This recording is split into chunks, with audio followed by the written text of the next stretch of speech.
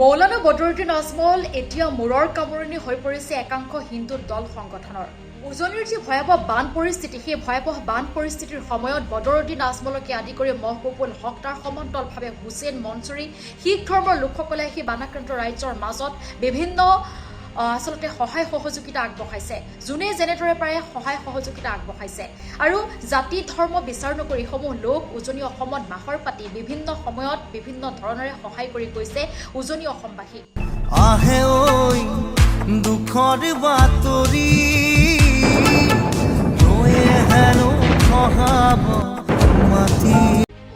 ধৰ্ম বাছি থকাৰ সময় নহয়, এই সময় হৈছে মানৱতাৰ সেৱা কৰা সময়, সময় হৈছে একতা হোৱাৰ সময়। সেই সময়তে হিন্দু সংগঠনৰ এটা বিবৃতিক লৈ ইতিমধ্যে চাৰিওদিশে চৰ্চা চলিছে। হিন্দু সংগঠনে দিয়া সেই বিবৃতিটোক লৈ ইতিমধ্যে বিভিন্ন বিতৰ্কৰ সূত্ৰপাত হৈছে।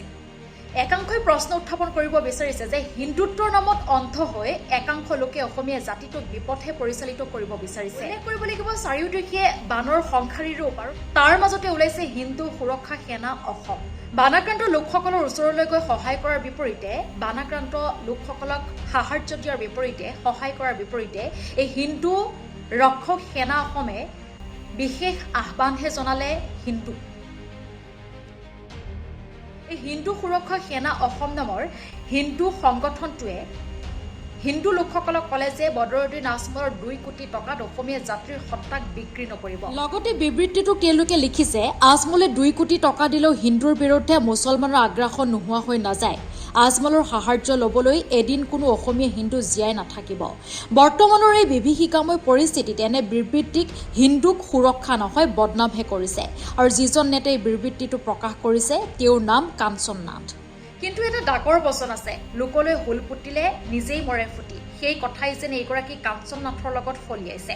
কাঞ্চন নাথে হিন্দুসকলক লৈ যি আহ্বান কৰিছিল, সেই আহ্বানৰ পাছত ইতিমধ্যে কাঞ্চন নাথ কোন হয় তাক লৈ বিভিন্নজনে সামাজিক মাধ্যম খুচৰি আছিল আৰু তাৰ পাছত এটা বিশেষ ভিডিঅ' সামাজিক মাধ্যমৰ জৰিয়তে চৰ্চিত হৈ পৰিছে বা ভাইৰেল হৈ পৰিছে।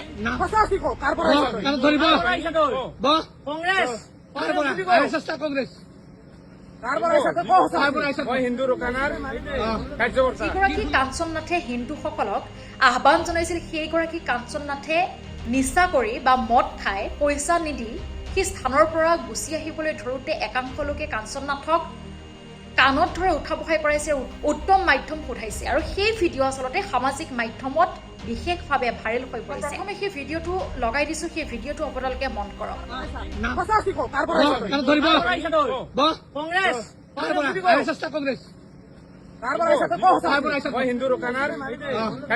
কি ভুল করছো? মেসেজত ডকুমেন্টস লিখি কিবা এটা খাব গৈছিলো নামত খাও বুলি কও। আৰএছএছৰ নাম কোৱা নাই।